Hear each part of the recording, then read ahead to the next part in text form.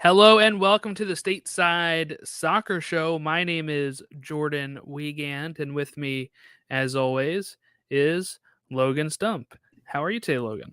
Haven't spoken to you in a week. I know it's been a long time. No, I feel like Jordan. I should let you know that I'm on the way out as well. I think the title of this episode should just be "On the Way Out," and we can talk about everybody that's leaving because I think it's a big number now. I think we're up to like 12.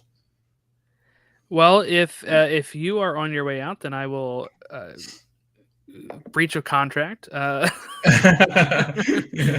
have Logan signed to a lifetime contract. He's not allowed to leave. Yep. But yeah, no. So this is Anthony Hudson out. We'll get to that. Chris Klein out. Was there other people I missed? Because you said there's 12. There's 2, I think. I don't know. Did I miss anybody? I think the 7 dwarves left. Snow White's just completely heartbroken. So that's not. Well, I do want to say, actually, the rumor is in the Snow White live action movie next year that the dwarves are not in it at all. Oh, good. That is, yep. So they are leaving. So you were right. Exciting. Right. That's exciting for everybody involved. Yeah. So it's just Snow White. But yeah, so we have some, you know, who else was out? Bernadeschi was out of the squad at least. Yeah. This past weekend.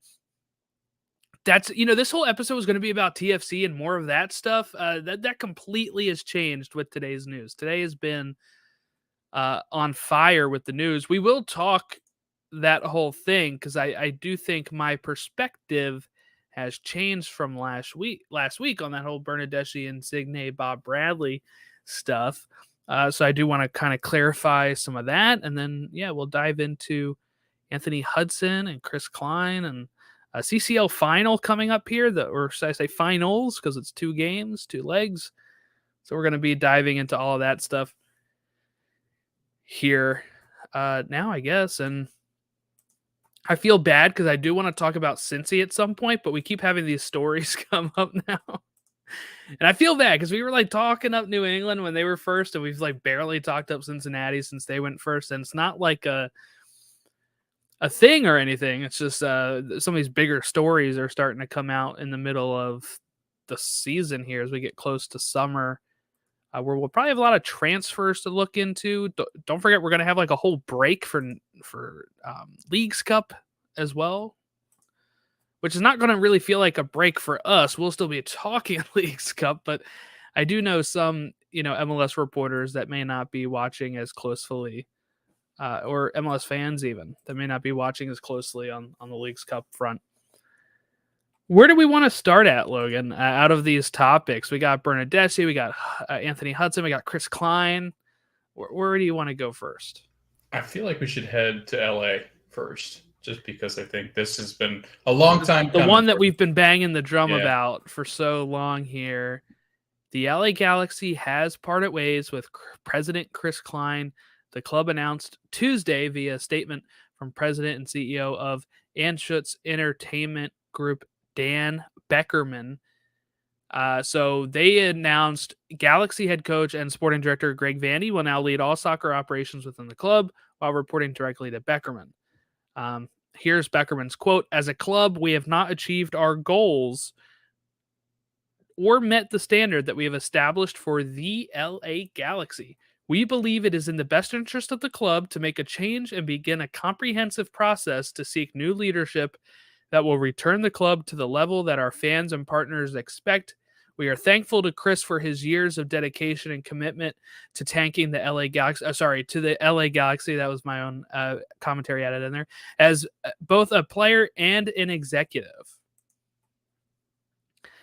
So I think I don't know how long you give Vanny to report to Beckerman and stuff. I would assume he probably has the rest of the season, but if they don't make any sort of turnaround there, I wouldn't be shocked if whoever they hire as president after gets full reign on who they're going to bring in as a manager. Yeah, it'll be interesting. I think, I don't know. I just feel like this whole situation, number one, it starts poorly with the fans, rioting out front. Preseason matches, beginning of the season. You look at Greg Vanny, who's going to kind of take on and assume this role as like a football operations manager, kind of like what Bob Bradley does wherever he goes. Seems like he's always doing sporting director type roles, and I think it can help if the coach knows what he's doing and kind of directing that into the right program. But also, I would imagine it's like doing two people's jobs. Like I'd imagine it's got to be tough. So I don't know.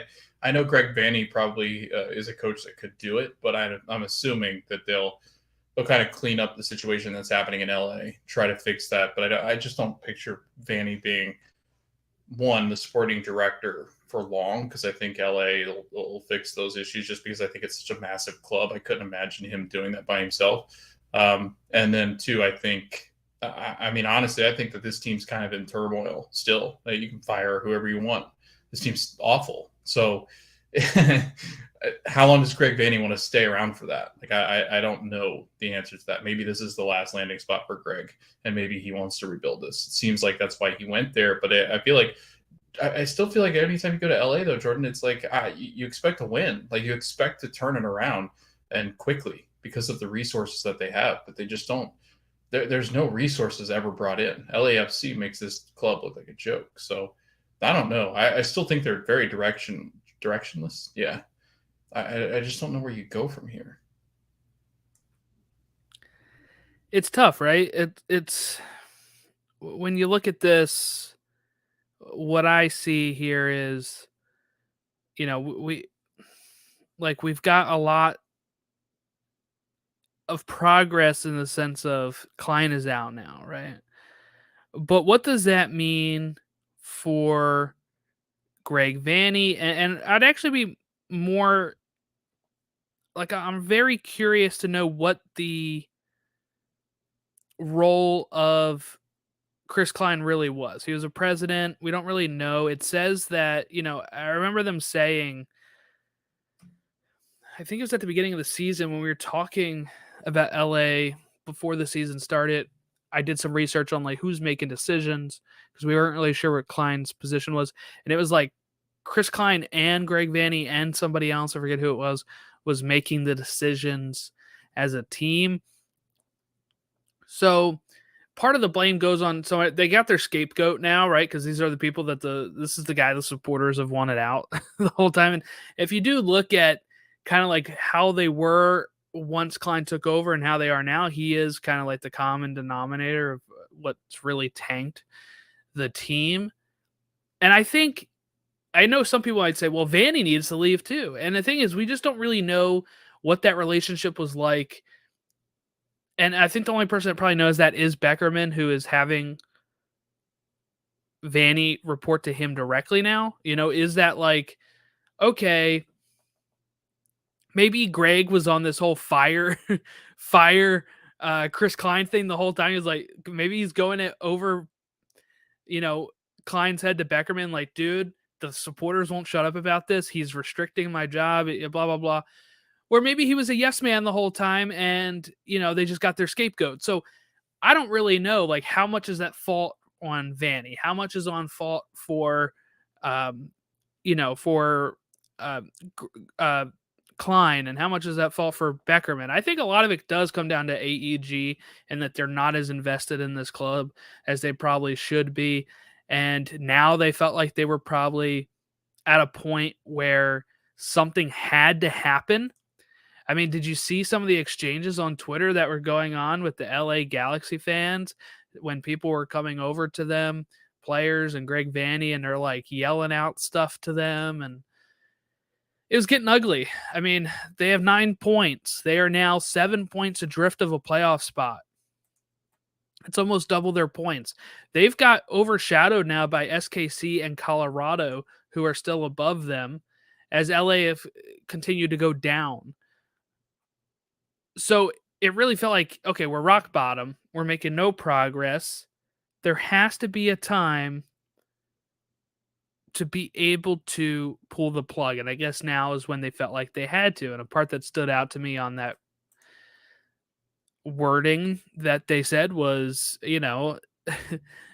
we will seek new leadership and return the club to the level that our fans and partners expect. I wonder if there was any sort of pressure from outside forces, outside partners that are like, hey, you're sucking, and that's tanking our relationship with you because you're wearing our name on your shirt, or like it could be stuff like that too. I don't know.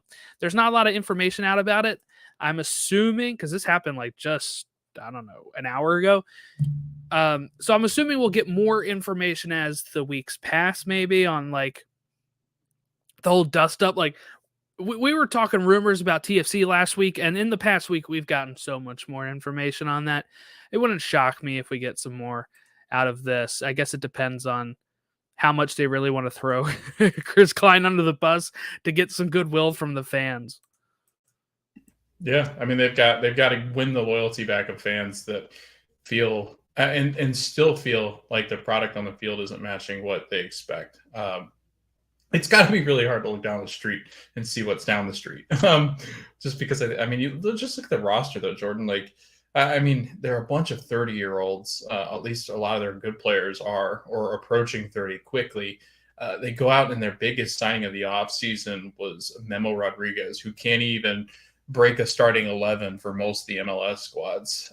So it is interesting to me just because of the kind of players that LAFC have touted over the last couple of years. And Denis Bouanga being a player that comes out of nowhere and is performing like a star. I'd say the closest thing that LA has right now to that would be like a Ricky Puig.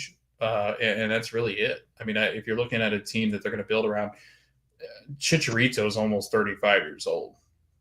So in a couple of days, he turned 35. It wouldn't shock me if this or next year is Chicharito's final season. I mean, he's getting up there. He's injured a lot. Right. So I don't know. They've got a lot of work to do. There just seems to be a lot of cloudiness. There's not a lot of, I think, real young talent that they can kind of get hyped about because I do think that Ricky Puig eventually just makes a move back over to Europe anyway, just because I think he's that kind of caliber player. And then you're kind of looking at an empty roster where they thought maybe Dejan Joveljic was going to be the answer if Chicharito wasn't getting the starts because he's injured and not starting the season. But that project didn't go well, and he'd always scored pretty well coming off the bench. So if I'm this team, I'm looking at us in last place and saying, thank goodness there's other teams that suck in the MLS, because we would be constantly in the news for just how poorly that this franchise has been run, how directionless, I guess it is, and now starts a 3 or 4 year project, I think, which sounds crazy because of the resources they have. But I think it's going to start with this finding a replacement and finding a direction. So. Yeah, hopefully they make a move like Atlanta has made or that Cincinnati has made. You get somebody that's experienced at this level in MLS to come over and fill a void. Chris Klein literally went from like player to president. That doesn't make any sense. When you have Cincy going to grab Chris Albright from Philly, that was an assistant GM, and then being able to say, hey, why don't you test your knowledge here as a GM? And those type of moves. You're going out to get a Garth Lagerwey-esque one. I mean, you can't get him now. He's at Atlanta, but maybe that was the move last offseason, but they didn't do anything, right? And I feel like they were lucky to get 8th the last few seasons at this point because they are woeful right now. Maybe we should have known that when their only signing was Memo Rodriguez, and he couldn't really make it at Houston, and now Houston is all the way up to 7th place, and LA Galaxy bringing in a player like him, and he's can't even make their team really that much better. It's painful for LA Galaxy fans, I'm sure. I would really love if the LA Galaxy fan listens to this. I don't know if you will, but if they do, send us your thoughts on, does this actually change anything? Is it the structure of AEG that is holding you back? Or are you optimistic that maybe they can find an up-and-coming GM or somebody that they can, woo from another team to come over? Because I don't know if there's anybody that level that can come in and make that. Maybe they give free reign to Greg Vanney and he's able to turn it around himself. But I don't know. I'm curious. Yeah, how much longer does he put up with this crap too? If he's like, this is sinking my value here, I might have to leave here. Maybe he thinks he can change another team. To have 9 points in resources. 14 games is so embarrassing. Like Yeah. as a club this big, I mean, you're not even close to being, it just competitive at all. I mean, they're going to miss a playoff spot when playoff spots are easy to come by. So, I don't know. I don't think it matters. I don't think it really does. And when it comes down to it, this team's just not a good team.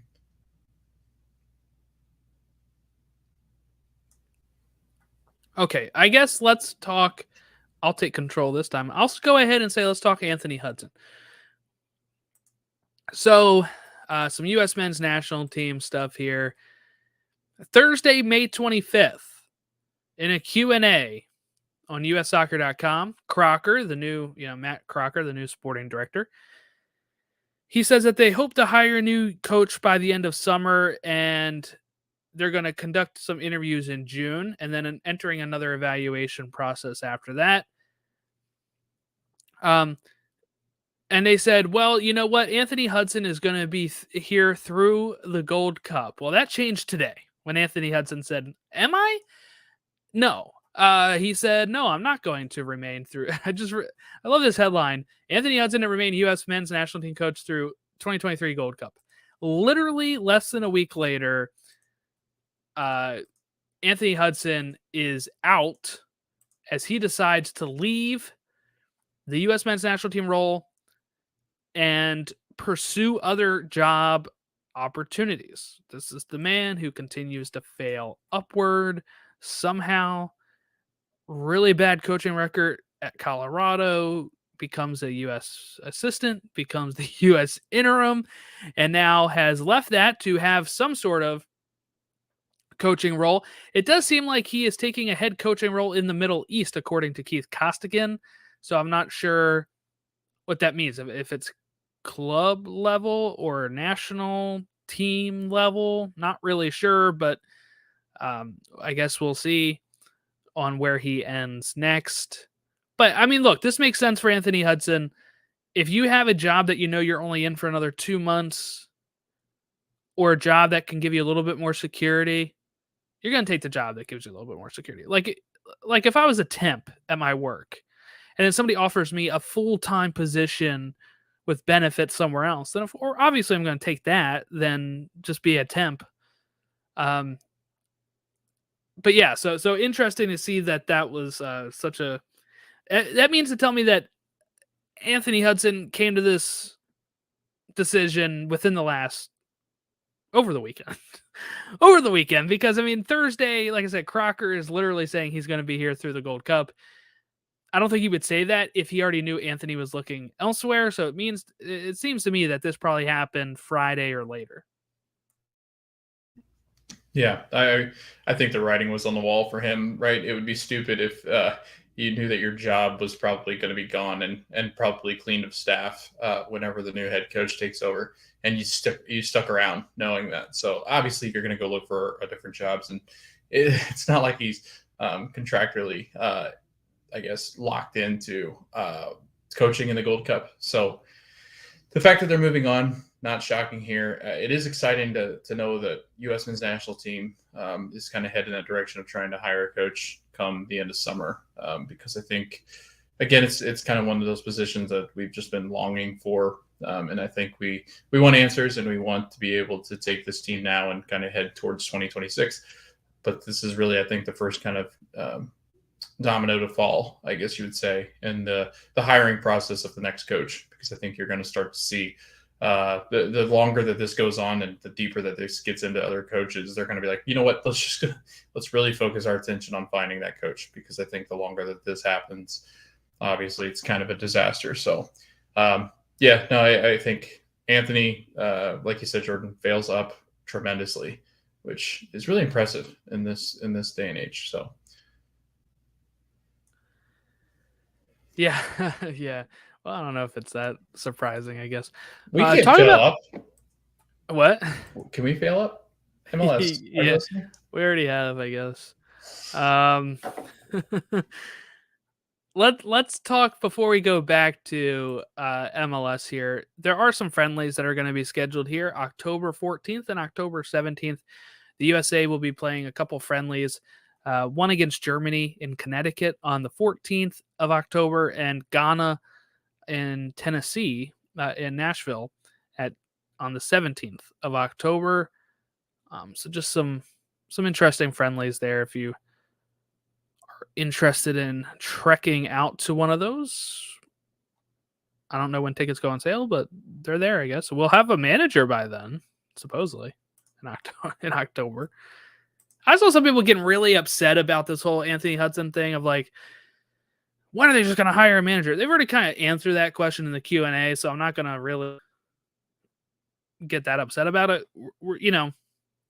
Crocker just got hired like less than a month ago at this point. He's got to be able to do some actual interviews and have I'd rather that happen than just hiring somebody to hire somebody.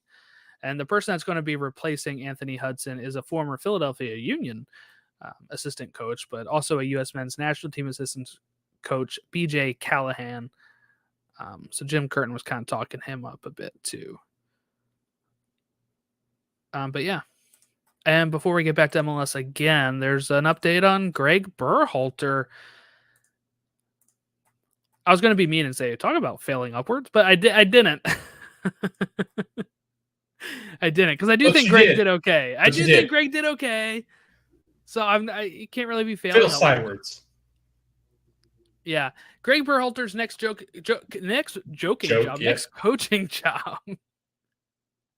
Freudian slip, I guess, could be in the English Championship. According to reports out of Wales, he is being linked to Swansea City. This is from MLSsoccer.com, this article. So this was put out on Friday. His contract expired at the end of 2022. Crocker said he's still a candidate for it, but I would assume, again, if you're Greg and you get presented a Swansea job and you don't know if that U.S. job is going to work out, you're going to have to take that probably before June or July, which is when they're looking to hire. So you'd probably be like, well, I'll take the job that's being offered right now. So that's what I kind of think there. I don't know. Any thoughts on him going to Swansea? I feel like this is a terrible idea just because of the way they treated Bob Bradley, who I think is a better American coach. So I really like bald guys. That's one of my thoughts. Bald Americans. But yeah, no, I think with how harsh they are on Bob, Greg, I don't think is as headstrong as Bob can be. So I don't know. I don't think this will go well. Especially because I thought Swansea City was like close to getting back in the Premier League at one point recently. So I mean, they were sniffing around the championship and the promotion playoffs, I think. So I don't really know. I don't know why. I'll double check. I can't remember. I thought the season that they got Areola, I think they had been playing. But they were in the playoffs, right? Yeah. So they may have fallen. Yeah, really. Swansea hasn't had a good run with Americans. You think they'd be like, no thank you. Yeah. With any Americans playing or coaching. Yeah. So, yeah. Swansea 10th. They were 3 points out of the playoff spot. I don't know if that's enough to make a change, but I guess they are. They finished their season with 4 wins out of their 5. Last 5. They had a draw. They loved the behind-the-back passes. I think that's what they're they're really looking forward to that. And the real fresh-looking Nikes on the sideline. Are you a shoe guy, Logan? I'm not. Me neither. I'm one of those people that buy a shoe until it falls apart at the sole. I'll buy new ones. Like mine literally just fell apart yesterday. Sole came off and everything. Got to buy new ones now. It's really a shame. I buy them like every 6 months or a year, or whatever, however long they last. But no, I can't tell you. You know what? I'm not actually a big fan of them. You know, when people look at, they're like, look at those sweet Jordans. No, that's not me either. Talking about me? Oh no, the shoes. And I'm like, they look all right, I guess. Like sometimes they look good, and then you look at the price tag, you're like, no thanks. I get upset when I'm paying $60 for a tennis shoe. I can't imagine spending as much as they do, but it seems like it is like a thing that everyone's like, applauding Curtin for his shoe game, and I'm like, yeah, I guess they look good. I don't know. I'm that person, Jordan, that walks into a store and it's like looking for shoes. I'm going, which one's the cheapest and looks good? I got my work shoes at Walmart for There you go. $15-$20. I don't know. There you go. Very comfortable. And now that they allow tennis shoes at work, I don't have to worry about it. But yeah, I mean, why? I don't know. Especially, I don't get like people collecting them and just putting them on and the boxes are on a case. Yeah. I guess it's a thing to collect. And I'm a collector for stuff, but my collection stuff is usually $15. I can't pull the trigger on the even the MLS jerseys I buy are like Ross, $20. They're not like these. I'm not spending the full price. I don't know. I'm a thrifting collector, I guess. But yeah, so Greg Berhalter, potential for Swansea. We'll see. Let's talk Bernardeschi. So let me get that article up. So this is from The Athletic, and I'm not going to read the whole thing because obviously it is paywalled, and I think people should probably read it over there. Give them a click, give them a view, so that way The Athletic knows that MLS content is what we want. But there's just some stuff that jumped out to me here. So this is from an article on The Athletic about TFC. We knew some beef was between possible Insigne and Bob Bradley. The episode was titled about that and around that. A lot more came out about this. What day was this article? Friday. Okay.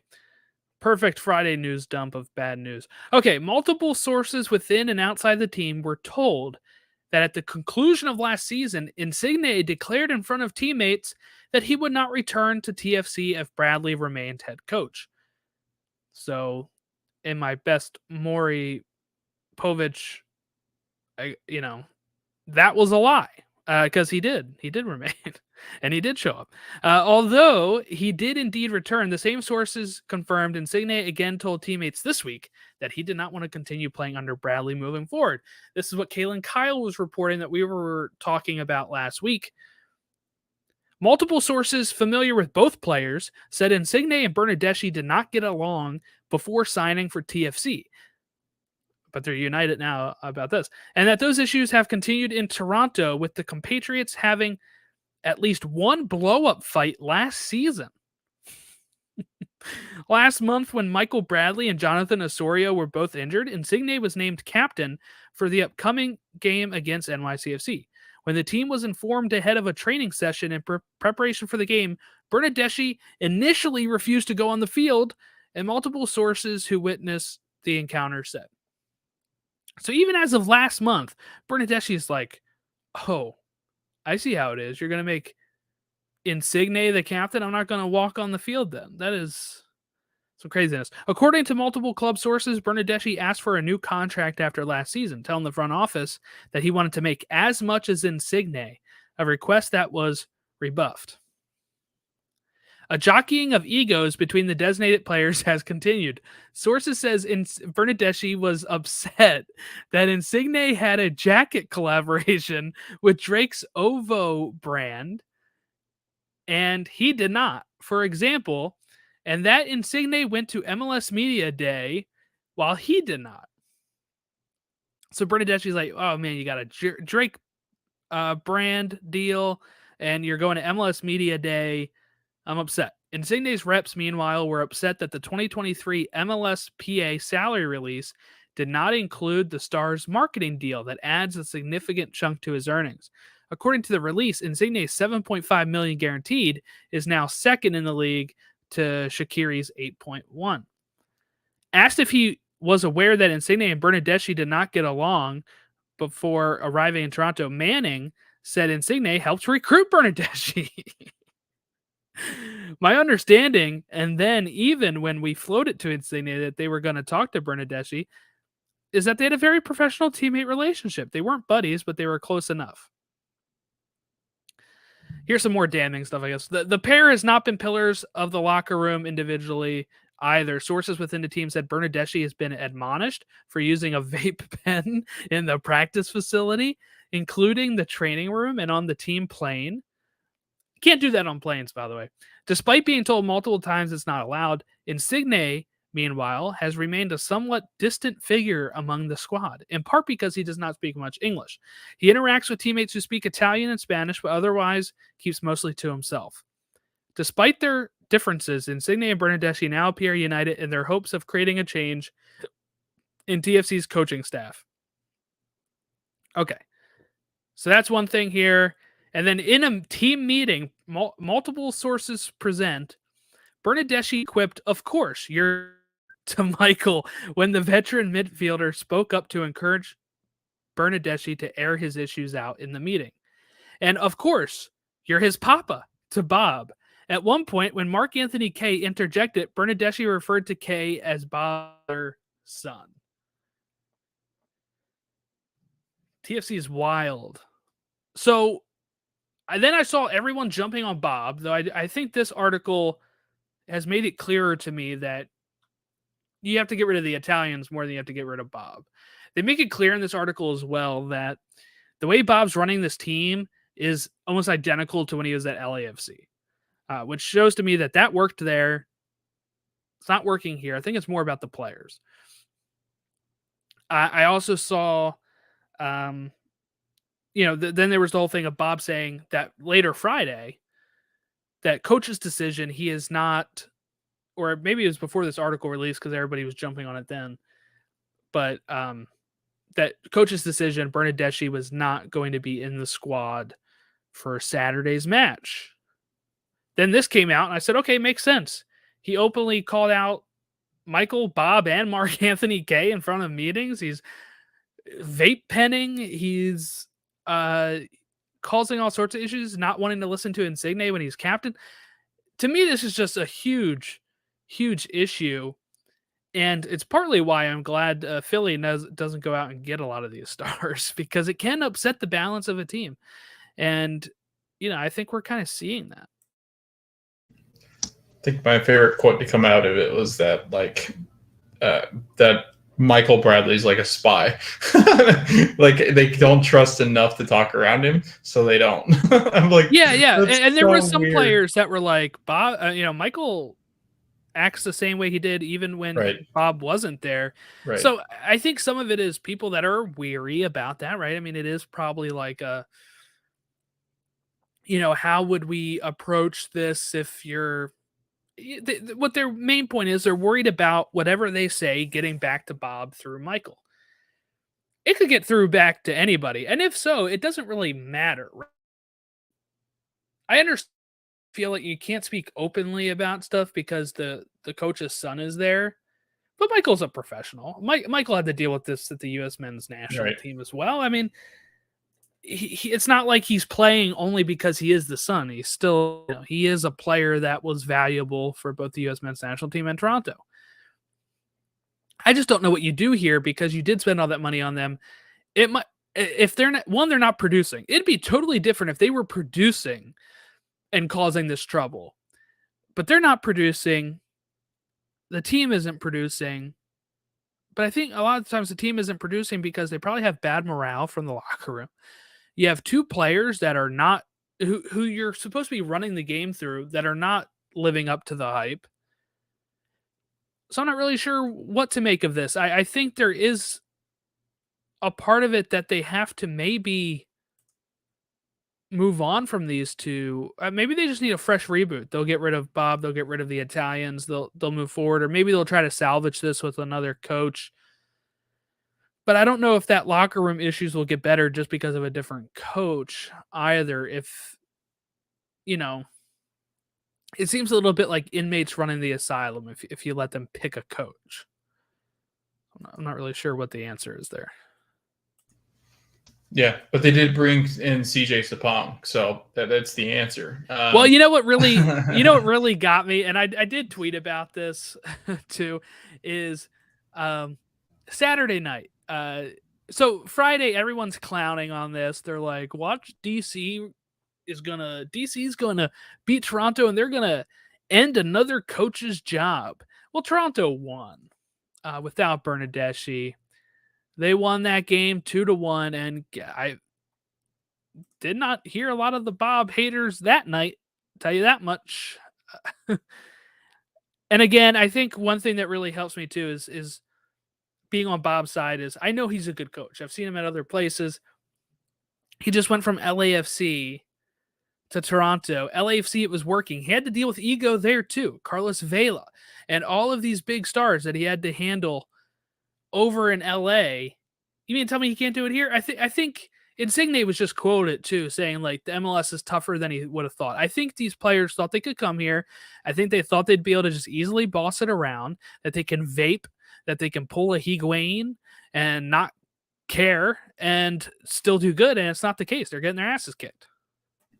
Yeah, I think that sums it up perfectly. And you're going to see it more and more as players come over until somebody comes over and really just takes control. And some of them do, like some of the European players will.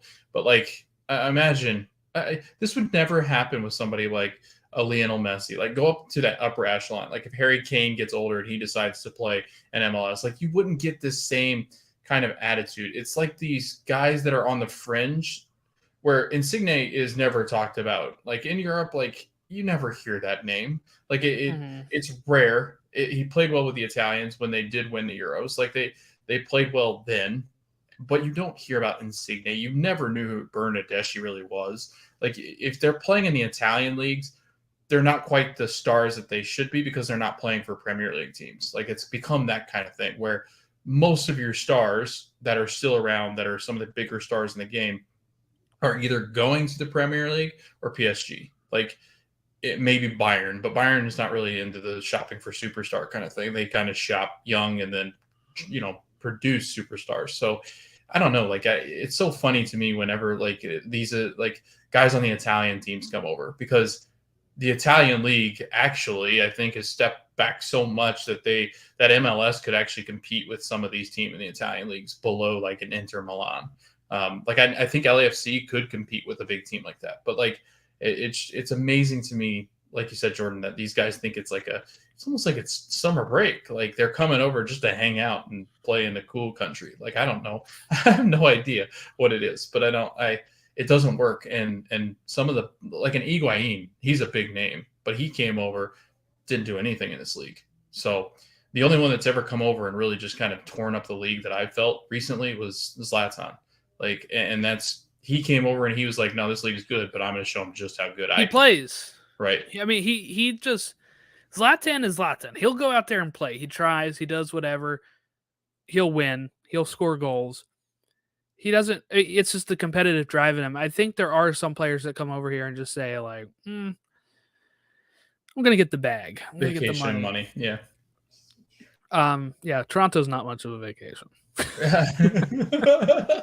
I know. It's always funny to me that they don't pick like Miami. Do they not know geography over here? Like I think no, they don't. Random. It's like so random that they picked Toronto. Yeah, well, that was, I guess they were courting them and stuff. Yeah. Sometimes it's all about just about the money. But yeah, I mean, it is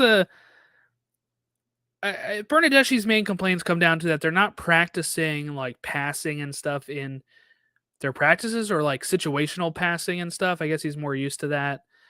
Bob is doing a lot more of the physical training, because MLS is a physical league where you're going to need that more than tactical situational passes. I mean, while I think eventually we will have to get to that point where we're having more of those type of trainings, I don't know if the league's there yet. I mean, with how much they're running and the constant back and forth that MLS provides, it probably is worth it more to train on actual stamina and getting your legs than it is situational passes and stuff like that. But he kind of lets his players play a little bit, Bob, and make the decision on the day instead of, like when you see this thing, always be doing this pass, or those type of things that somebody like Pep would do more of. Chris Mueller is expected to miss the rest of the 2023 season. He had to get a procedure on his right hip. So that was announced Friday. So Chris Mueller out at Chicago for some injuries for the rest of the season. So that sucks for him. But yeah, all right, let's go ahead and get ready to look at the rest of USA under 20s, by the way. They won like 4-0 today in their World Cup against New Zealand, I think it was. So pretty good there. Looking at the table right now, I mentioned at the beginning of the show, Cincinnati is still number 1 in Supporter Shield, and in the East, they have 33 points. They've only played 14 matches. They're doing pretty well. They're still 8-0 at home. Away, they have 2 wins, lost 3 draws. So really great job from Cincinnati. I think they said Brenner's played his last game for them now, so they'll have to look at replacing him, I guess. But otherwise, they're looking pretty sharp. They're averaging 2.36 points per game, which is the most in MLS, obviously, because they're also the Supporter Shield leaders, and they're leading that Supporter Shield race by 5 points, because in second place in the East and second place in the Supporter Shield right now, it is actually Nashville. Nashville has clawed their way up. They were kind of a little hit and miss at the beginning of the season. They're in second in the East now. New England is in third. They have 25 points. Right behind them, Philadelphia Union, just 1 point behind with 24 points. It's mind-boggling to me because for so long we were talking about how bad the Union were and how good Revs and Cincy were, and Revs have just gone on like a 3-game losing streak or something like that. They're now they just had a draw, but I mean, look, they haven't been sharp lately. They've fallen from first down to third. Philly has caught up now. Philly is 1 point behind. They have the same amount of games played, and that was for a team that was really struggling at the beginning of the season. So Union are on a hot streak as they up the table. Atlanta in 5th with 23 points. Charlotte in 6th with 21 points. Orlando in 7th with 20. DC in 8th with 19. And Montreal has jumped to 9th place with 18 points. They're in a playoff spot. Columbus in 10th with 18 points. NYCFC in 11th with 16. Chicago in 12th with 16. New York Red Bulls, 16 points. They're in 13th place. Toronto, as bad as they've been, they're in 14th place with 16 points, as Miami is now the bottom team in the East. What is going on? What is going on there? But yeah, they're 15th place with 15 points. Western Conference, Seattle in first with 26 points. St. Louis in second with 25. They're holding their ground. LAFC in third with 25 points. Dallas in fourth with 23 points. San Jose in fifth with 19. Minnesota in sixth with 19. Houston in seventh with 18. Vancouver in eighth with 17. Portland in ninth with 16. And Austin tied for a playoff spot with 16 points, but they fall just shy of it. They're in 10th. RSL in 11th with 16 points. SKC up to 12th with 13 points. Colorado in 13th with 12 points. And LA Galaxy in 14th with 9 points. 6-point difference from bottom of the West and bottom of the East. Some big things that some of the big results from the weekend: St. Louis beating Vancouver 3-1, Charlotte beating LA Galaxy 1-0, Philly beating NYCFC 3-1, New England drawing with Chicago 3-3. Chicago had a late lead again. They also blew that like they've been doing all season long. So moving on from Hendrickson hasn't really changed anything. Houston beating Austin 2-1. Some good results there. And SKC beating Portland 4-1 as they're now scoring for fun, Sporting out of nowhere. And Nashville beating Columbus 3-1. Some fun games there. In the US Open Cup, that took place Tuesday and Wednesday. LA Galaxy beat LAFC. That was a big deal, I guess. Riverhounds beat Columbus Crew 1-0, and Birmingham Legion beat Charlotte 1-0. So we are getting some more Open Cup victories from the USL teams, which is fun. And I have to do another closed pyramid. I've just been so busy, I haven't been able to actually do one. So if you're looking for that, keep looking for it. It's going to be coming in the next week or two. And then we have some games taking place Wednesday, May 31st, including leg 1 of Club Leon versus LAFC FS1. But let's go to our match of the week preview. It's time for the match of the week preview.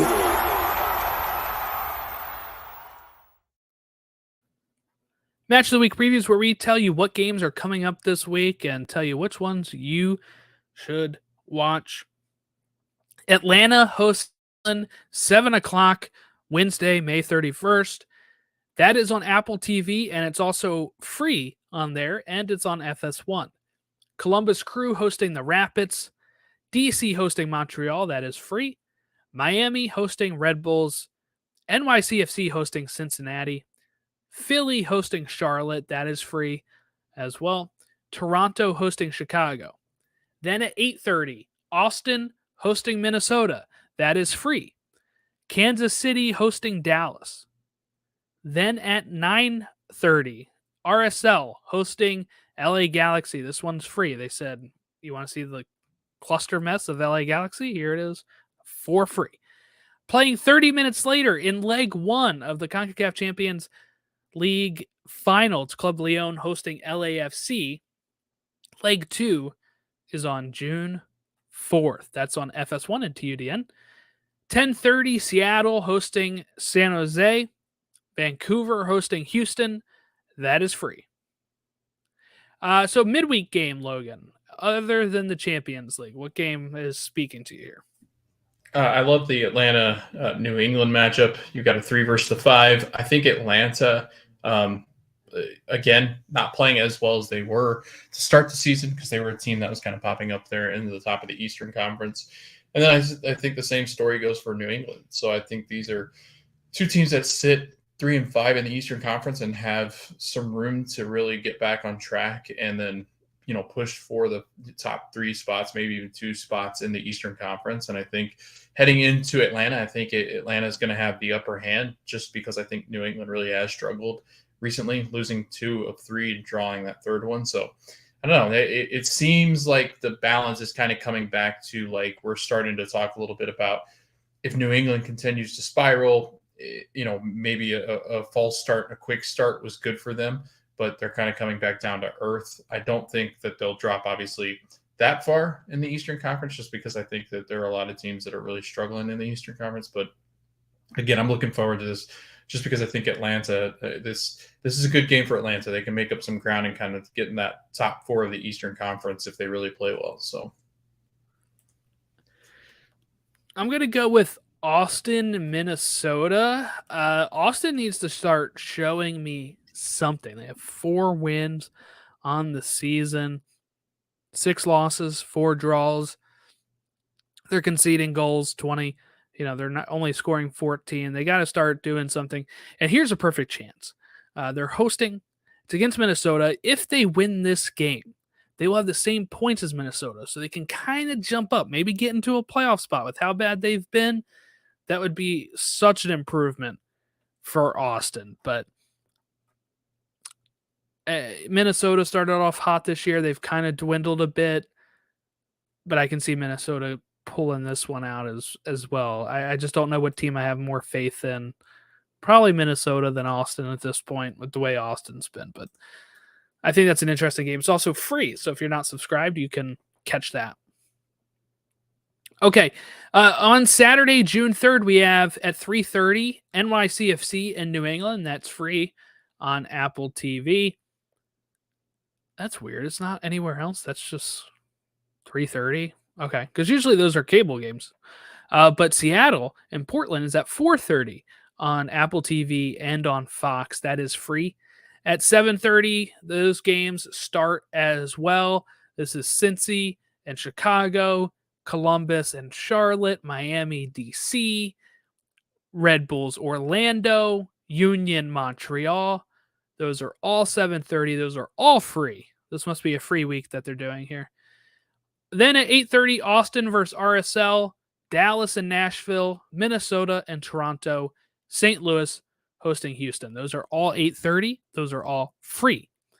Colorado hosting San Jose at 9:30. That's free. And Vancouver hosting SKC at 10:30. That's free. And then Sunday, June 4th, is Leg 2, LAFC at 9 o'clock versus Club Leon.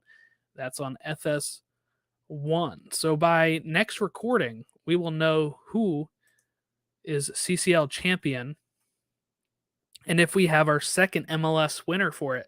Logan, I'm going to ask you, do we have our second winner of the CONCACAF Champions League? That is MLS club. I would say with the way that LAFC have been playing, I'm going to go with yes. I think that this is the competition that they're really focused on. And when this team is firing on all cylinders, this team is very dangerous. And I think playing Leon's kind of scuffled a little bit. So I think they're the weakest of the Mexican teams that would kind of look through that tournament. When you look at like a Tigres, this would be the one that I would choose. I don't know why, but I just feel pretty confident with Leon.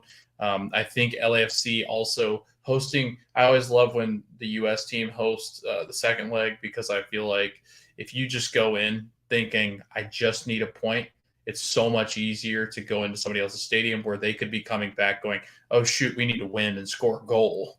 And it all depends, too. Like, let's say they go to Leon and they win 3-1. Right. You just know I don't give up 2 at home. Yeah. That makes you feel a lot better. I guess it all depends on how that first scoreline goes, but I agree. I like having the second game in an MLS stadium. And I will agree, yes, I think we will have our second winner of the CCL back-to-back seasons, right? That would be really cool. That'd kind of show, hey, Mexico, we're taking this seriously. I'd be very interested to see how that maybe what happens if we win this cup too. You know, like I was wondering does the perspective start changing a bit, or are they like they're just on a run right now? Like I'd wonder how that shakes out, but curious about that. Okay, any game out of the ones I read for Saturday that sticks out to you as a must watch? I'm going to definitely say Nashville and Dallas. It is at Dallas, Nashville on the road. But man, have they been playing well. 4 wins in the last 5. You got Dallas, who 2 wins in the last 4. They've drawn the last 2. They could really use 3 points, but a stifling defense coming from Nashville, coming down, playing in an away stadium, you might be able to leak a goal or 2 out of them. And if Dallas can, or if anybody can do it, I think, at home, Dallas could. They've not been scoring extremely well, so maybe this is a perfect recipe for success in Nashville going on the road, as Dallas has only scored 17, but their defense is stout too. So I think it's a defensive battle, maybe a 1-0 win or like a 0-0 draw is where I'm heading with this one, but I think it's going to be tightly contested. These are 2 of the best teams in our league, so really looking forward to that matchup. I'm going to go with... I got to go Seattle-Portland, right? I think Seattle-Portland's a good shout. But if I'm not going to go with that, I'm going to go St. Louis-Houston. These are 2 teams that I think are over I don't want to say like overproducing, but I want to say that maybe we're underestimated going into the season. St. Louis and Houston, they're both in a playoff spot. They're playing pretty well. There's 7 points between them. St. Louis is not really back down once they started hitting a bad stretch. They've kind of rebounded. So I like that. I like Houston under Ben Olsen right now. They've been playing pretty well. They just beat a big rival in Austin. So yeah, I'm curious to see how that's going to shake out on the weekend. All right. Anything else before we get out of here? I think we covered it all. Yeah, I think we got it all. Make sure to head over and listen to our Ted Lasso episode recaps. Because, we're about to record. We're about to record the penultimate one over there. But yes, right now you can listen to all of season 3 recaps. But we will be, getting ready to settle down for the Ted Lasso season 3 finale, possible series finale. I'm leaning towards yes, it is the series finale. If you want to give us any follows, it's at Stateside Show on Twitter, Instagram, Facebook, YouTube. Email us statesideshow@gmail.com. Thank you all for watching or listening, and we will catch you next week with the hopeful MLS CCL champion.